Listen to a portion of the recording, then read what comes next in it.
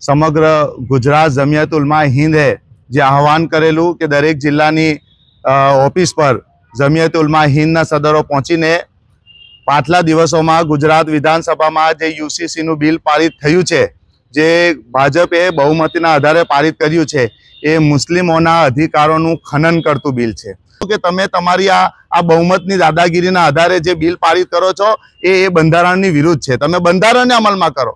તમે મુસ્લિમોએ દેશમાં આઝાદીમાં મહત્વનો પાઠ ભજવ્યો છે। મુસ્લિમોના ધર્મને જે ધર્મ ક્રિયા કરવાનું કહે છે એ ધર્મએ આ દેશની હિફાજતની જિમ્મેદારી લીધી છે અને એનો આદેશ કર્યો છે અને આ મુસ્લિમ સમુદાય દેશના બંધારણને વળગેલો છે। ત્યારે મુસ્લિમ સમુદાય પર આ વ્યક્તિગત રીતે તમે આવી કલમો, આવા નવા નિયમો ઘડીને મુસ્લિમ સમુદાયને હાનિ પહોંચાડવાની જે કોશિશ કરે છે એનો અમે સખત વિરોધ કરીએ છીએ અને જે આ વિધાનસભામાંથી જે આ બિલ પારિત થઈને ગવર્નરના સહીમાં પડ્યું છે, અમે ગવર્નર સાહેબને રિક્વેસ્ટ કરીએ છીએ કે આ જે જાતપાતની વાતો કરનારી સરકાર જે બહુમતના આધારે આજે બિલો પારિત કરે છે, તમે એને ના જોતા બંધારણની કલમોને મહત્વ આપીને બંધારણની કાયદાની જોગવાઈના અનુસંધાનમાં આ બિલને રદ કરે, આજે અમારી માંગ છે। ભરૂચ જિલ્લાનું મુસ્લિમ જમિયતની સાથે છે અને એમના નેજા હેઠળ આ યુસીસીની લડાઈ લડવા માટે તૈયાર છે।